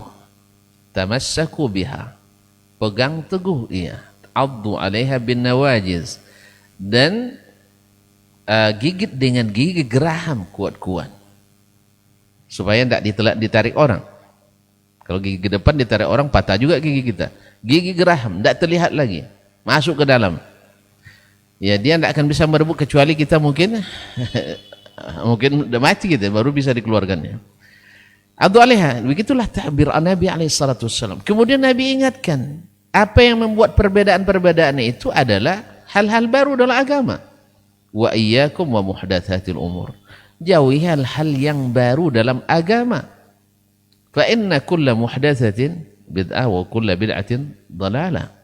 Karena setiap yang baru itu bid'ah dalam agama, dan setiap yang bid'ah itu menyesatkan. Dan bukti menyesatkan adalah selalu terjadi khilaf gara-gara itu. Kalau seandainya tidak menyesatkan, kita tidak khilaf. Oh, jalan ini lapang nih, bisa semua sampai. Jadi ketika terjadi khilaf, maka kita dilarang untuk membuat khilaf-khilaf terus, kembali pada sunnah Nabi SAW. Ini sikap terbaik. Dan memang ini tidak bisa dielakkan, bahwa umat ini akan terpecah kepada 73 golongan. Semuanya potensi tersesat. Subhanallah. Jadi memang kalau banyak yang tersesat, banyak yang cenderung menyimpang, itu memang sudah mukjizat Nabi SAW. Cuma sekarang bagaimana kita bisa istiqamah di jalan yang tidak menyimpang ini? Nabi jelaskan pula bagaimana cirinya. Nabi tidak kasih nama. Sebab kasih nama nanti orang berebut kita buat namanya itu. Seperti sekarang ahli sunnah wal jamaah berebut kita. Iya. Kadang-kadang yang tidak menjalankan sunnah nuduh yang menjalankan sunnah sebagai ahli sunnah palsu. Subhanallah. Dia akidahnya tidak sunnah. Ibadahnya sering meninggalkan sunnah. Muamalahnya juga tidak sunnah. Akhlak, berpakaiannya, berdiskusinya tidak sunnah. Tapi menyangka dia yang paling asli. Yang menaruhkan sunnah dianggap palsu. Subhanallah. Kaum muslimin dan muslimat dirahmati Allah. Maka Nabi sebutkan ciri khasnya, bahwa akan senantiasa ada ta'ifah mansurah, ta'ifah firqatun najiyah, guru kami Profesor Hafz Al-Hakami mengumpulkan hadis-hadis tentang Taiful Mansurah, lebih dari 20 hadis dalam masalah ini. Kalau lebih 20 hampir mutawatir itu sih, 20 hadis, kebanyakannya adalah 20 lebih itu sahih. Ya, sahih dan hasan, ada beberapa 2 atau 3 yang dhaif. Jadi Nabi sebutkan cirinya akan ada taifah yang senantiasa berdiri di atas kebenaran. Cirinya apa? Man kana ala mithli ma ana alaihi al-yawma wa ashabi. Orang yang beragamanya seperti saya hari ini beragama. Tidak mungkin orang yang hari ini naik onta harus naik onta, tidak. Karena kalau masalah dunia berkembang terus. Jangan dikatakan kalau itu antum naik onta saja kalau itu. Kalau nanti cukur pakai kampak, jangan pakai pisau mesin dan sebagainya. Itu adalah tidak paham tentang mana yang dilarang, mana yang dibolehkan. Makanya ulama ketika menyebutkan ada bid'ah hasanah, itu rata-rata yang dipahami oleh ulama itu adalah bid'ah wasilah, bukan bid'ah ghaya.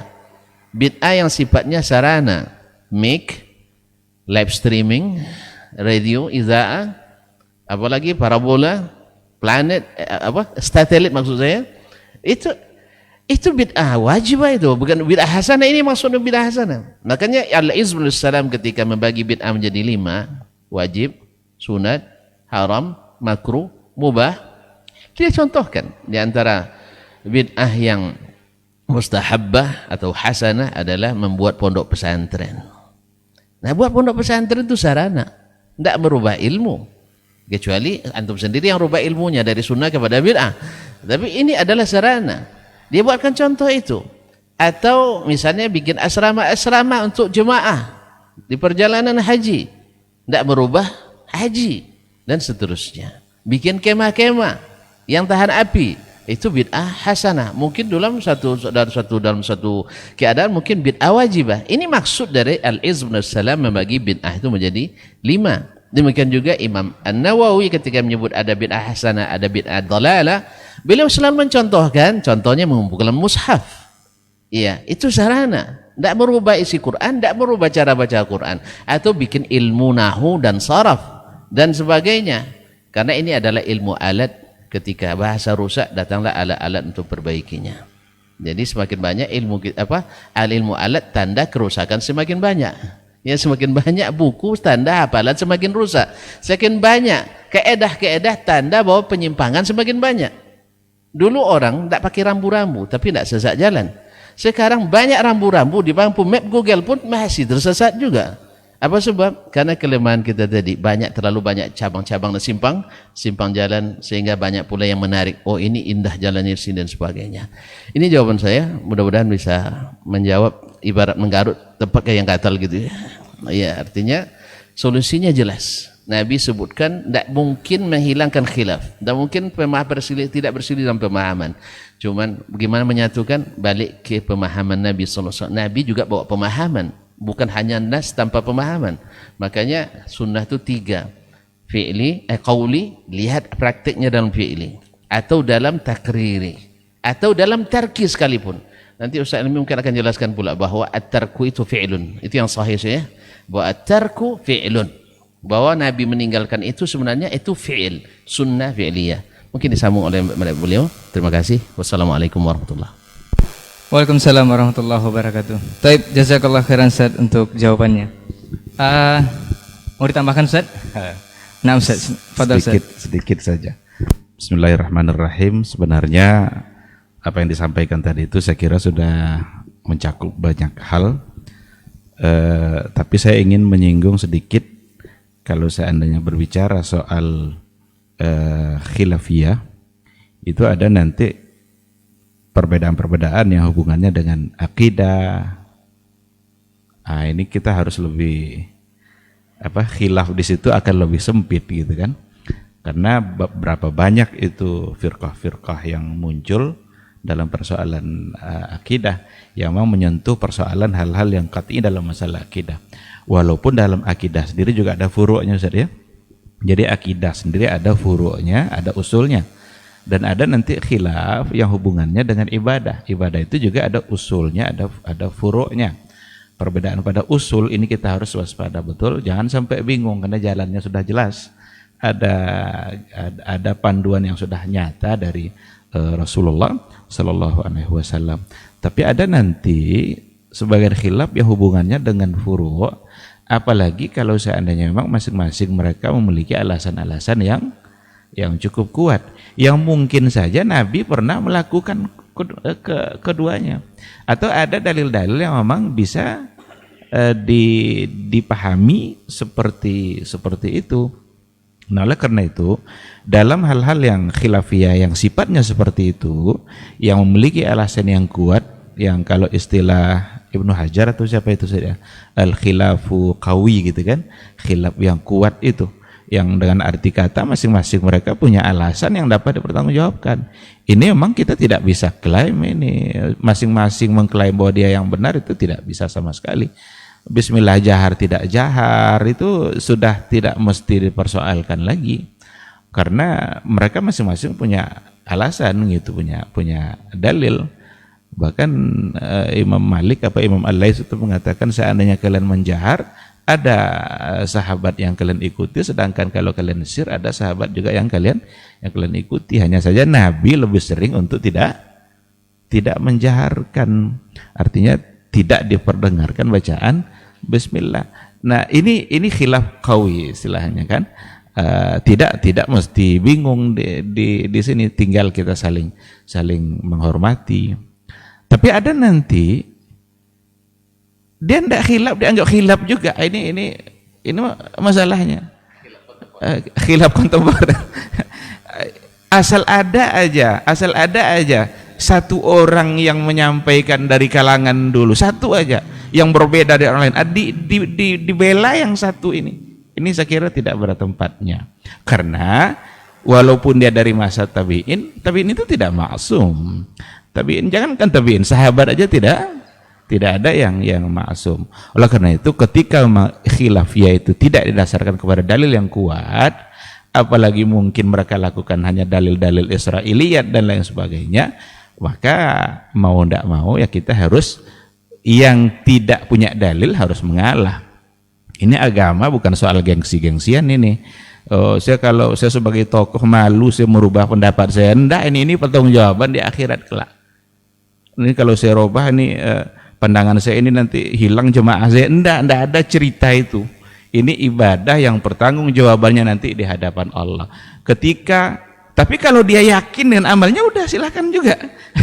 Kita yang merasa tidak di bagian itu ya jangan pula ngamuk-ngamuk, marah-marah dan lain sebagainya. Berjalan sesuai dengan apa yang dia yakini ada dalilnya. Tapi kita menghimbau kepada semua kita, termasuk diri saya sendiri. Ketika ada satu hal yang kita yakini itu adalah benar, tapi ternyata satu saat kita tahu kalau itu salah, jangan pernah malu untuk merubah, jangan pernah gengsi untuk pindah kepada mana yang lebih benar, karena beragama ini bukan perasaan kita, tapi beragama ini adalah apa yang memang diajarkan oleh Allah dan oleh Rasulullah Sallallahu Alaihi Wasallam. Ini saya kira sekedar tambahan, apa ada dari Sedayat? Allahu a'lam. Baik, jazakallah khairan Ustaz untuk jawabannya. Mudah-mudahan bisa bermanfaat untuk antum yang bertanya. Sepertinya memang waktu tidak cukup, ini sudah lewat dari jam 9. Kita tambah satu pertanyaan lagi. Ini dari pendengar, saya kira mewakili dari kesimpulan tema kita hari ini, Ustaz. Ini pertanyaannya Masya Allah, Ustaz. Kita bacakan dari Lubuk Linggau, Ustaz, Sumatera Selatan. Assalamualaikum warahmatullahi wabarakatuh. Kami mendoakan semoga para asatiz sekalian dalam keadaan senantiasa sehat. Ustaz, pada 2016 atau 2017 itu ada penelitian dari Gilbert Studd, Profesor David Geary yang dimuat dalam jurnal Intelligence atau Leeds, Beckett University Inggris. Dari kesimpulan penelitian tersebut mengatakan bahwa semakin religius suatu negara, maka semakin rendah prestasinya di bidang sains. Dan sebaliknya, semakin sekuler sebuah negara, itu semakin melonjak prestasinya, Ustaz. Ini seperti apa nih, Ustaz? Ini kayaknya sinkron sekali dengan tema kita hari ini, Ustaz. Nah, fadhal, Ustaz. Bismillahirrahmanirrahim. Alhamdulillah wassalatu wassalamu ala Rasulillah wa ala alihi wa sahbihi wa mawala amma ba'd. Terima kasih kepada saudara kami di Lubuk Linggau yang ikut masyarakat di pagi ini. Ini yang saya katakan tadi bahwa kita ini orang beriman dan kita ini harus sadar kita ini punya panduan. Bisa saja itu penelitian dibuat oleh siapa? Kan harus kita, seperti yang saya sampaikan tadi, kita ini orang beriman, kita ini memiliki panduan yang kuat, panduan yang kokoh, yang telah membuktikan bukan hanya 2-3 tahun, ribuan tahun.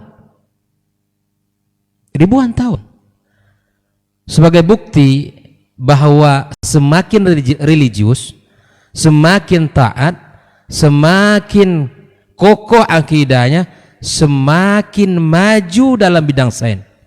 Ini saya kira sudah kita bahas pada pertemuan yang dulu ya. Siapa tokoh-tokoh dalam Islam? Siapa mereka-mereka yang dulu menghadirkan kejayaan dalam Islam? Bukan orang barat, bukan orang yang bukan mereka orang kafir, bukan, tapi muslim dalam segala bidang. Ini menunjukkan bahwa Islam, bahwa orang-orang yang semakin kuat imannya, semakin religius dia, semakin maju. Sebaliknya ya, ini sekali lagi bahwa inilah buah daripada pendidikan yang sekuler kita hari ini, bahwa syariat itu hadir sebagai beban, bukan sebagai panduan.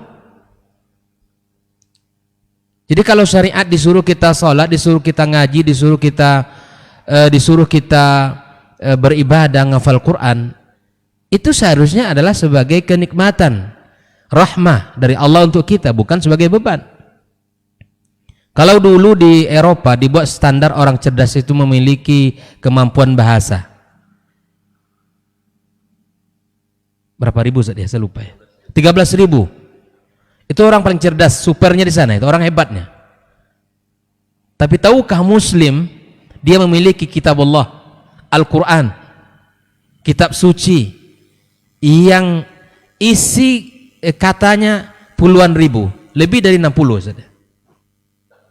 60.000, 67.000 coba. Cerdas, kita ini cerdas. Makanya kenapa hari ini kita dipalingkan dari konsep kita dalam pendidikan kita, memang mereka tahu Pak. Mereka tahu bahwa kalau umat ini ya hidup dengan Al-Quran, mereka berjaya. Mereka berjaya. Maka dibuatlah mindset, dibuatlah propaganda, dibuatlah apa namanya semacam jargon-jargon. Kalau orang beragama terlalu kuat, itu tidak akan maju sainnya. Sekira itu perlu kita diskusikan.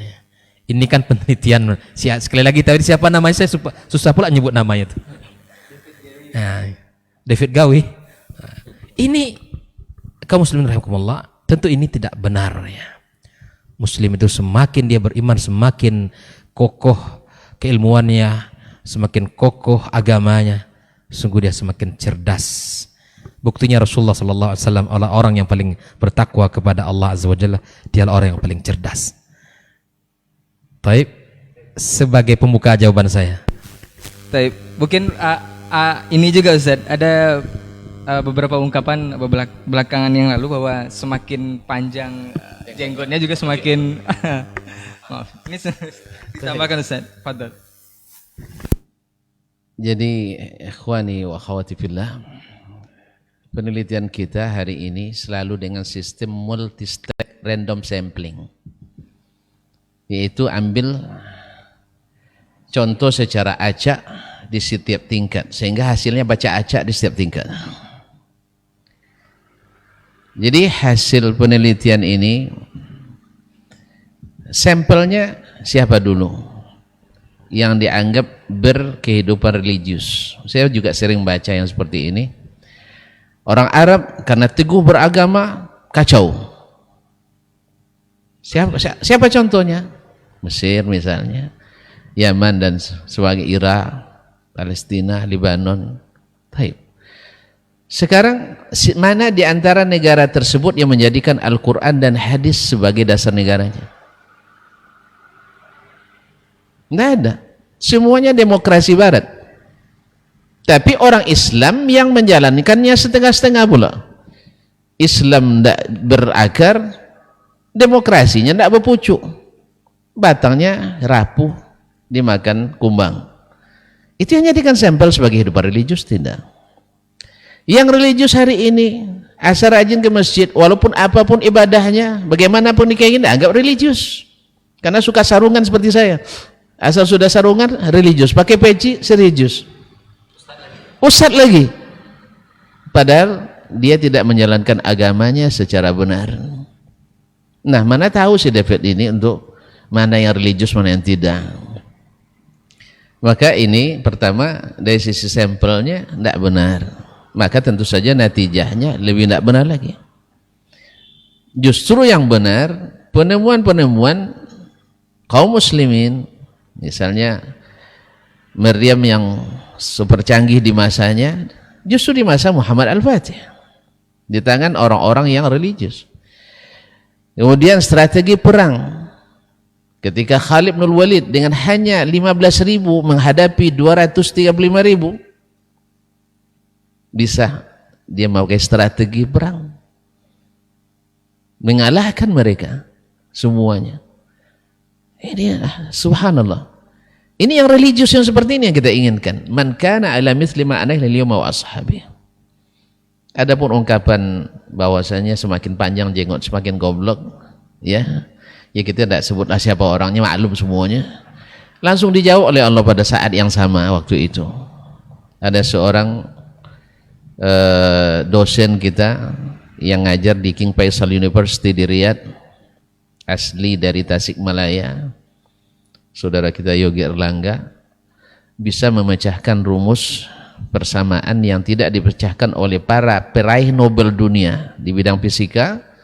Selama 35 tahun dia bisa pecahkan, karena jenggotnya panjang, celananya cingkrang, dan selalu bawa Quran kemana-mana, sholat selalu berjamaah. Dijawab, di saat orang ini mengatakan ciri teroris sering bawa Quran, pakai jenggot, celana cingkrang, rajin ke masjid, Allah jawab, nih. Dan ketika negara-negara Amerika dan Eropa meminta paten tersebut, mereka nak beli paten itu karena berguna untuk kemajuan teknologi penerbangan, teknologi penambangan dan sebagainya, bisa menghemat dana diperkirakan 65%. Andainya perusahaan minyak hari ini dengan teori lama mengeluarkan dana untuk per bulan 1 triliun, maka dengan teori yang dipecahkan oleh saudara kita ini bisa mencapai 350 miliar penghematannya, 2/3 dari dana keseluruhan. Tapi beliau tidak. Ini lihat orang-orang yang dekat dengan Allah, semoga seperti itu. Itu yang kita ketahui. Dia katakan, penemuan saya ini wakaf untuk seluruh umat manusia. Allahu Akbar. Padahal berapa duit ya? Triliunan nak dibeli orang itu. Tapi dia katakan ini wakaf untuk. Nah, apakah ini bawa jiwa teroris yang seperti ini? Jadi di Quran itu dibaca melembutkan hati. Al-Quran itu penyembuh. Al-Quran itu penuntun. Makanya jangan orang-orang yang jauh dari Al-Quran baca Al-Quran lewat pemikiran barat, habis itu bicara tentang Al-Quran. Ini yang masalah kita. Seperti kata Dr. Hidayat, lebih percaya penelitian ilmiah daripada Al-Quran dan hadis Nabi SAW. Ini melekat pada banyak akademisi kita hari ini. Akibat tadi tidak ada tazkiyatu an-nufus, tidak ada tazkiyah. Yang ada adalah langsung taklim yang bercampur antara sebuah barat dan sebuah timur, sebuah tengah dan tepi, utara dan selatan. Inilah hasilnya. Akhirnya teori ini ditelan mentah-mentah karena pakar dari barat, padahal dia tidak ngerti mana yang religius, mana yang bukan religius. Wallahu ta'ala alam. Mohon maaf agak keras sedikit ya, karena ini menyinggung izzah umat Islam. Karena Al-Quran mengatakan walau anna ahlal qura amanu wattaqau la fatahna alim barakati minas sama'i wal ard. Kenapa kita harus merujuk ke orang kafir? Riwayatnya saja dia tidak terima, apalagi pemahaman dan ilmunya. Wallahu ta'ala alam. Terima kasih dan mohon maaf. Baik, jazakallah khairan Ustaz untuk jawaban dan juga ilmunya. Mudah-mudahan bisa antum pahami yang di Sumatera Selatan, Lubuk Linggau. Sebelum kita tutup, Anda ingatkan untuk antum semua, generasi Robbani dimanapun antum berada, juga pemirsa Kampar Mengaji TV, dimanapun antum bisa menyimak atau menyaksikan siaran kita ini. Sepertinya waktu memang sangat-sangat singkat sekali. Besok barangkali mungkin kita bisa full 2 jam untuk 15 menit atau 45 menit pertama untuk mukadimah, dan seterusnya kita akan berdiskusi dan tanya jawab. Karena ini banyak sekali pertanyaan yang muncul, kita sudah di ujung waktu, bahkan udah lebih. Dan untuk antum, jazakallah khairan untuk yang sudah bertanya di studio, juga di website kami ataupun di 081273335531. Jazakumullah khairan juga untuk ilmunya para asatidz kita, ustaz-ustaz kita yang sudah berkesempatan hadir dan memberikan ilmunya di tema kita untuk bulan ini. Nanti mungkin untuk tema kedepannya seperti apa Ustaz? Atau nanti aja Ustaz ya? Nah Ustaz, dicatat Ustaz ya. Baik, kita akan lebih banyak berdiskusi tentang ilmu dan juga peradaban Islam. Jazakumullah khairan untuk perhatian antum semua. Afwan untuk semua salah kita dan kilaf bicara, kita mohon pamit dari ruang dengar antum dan juga dari layar kaca antum. Mohon maaf, kita tutup dengan doa kafaratul majlis. Subhanakallahumma wa bihamdika asyhadu an la ilaha illa anta astaghfiruka wa atubu ilaik. Wassalamualaikum warahmatullahi wabarakatuh.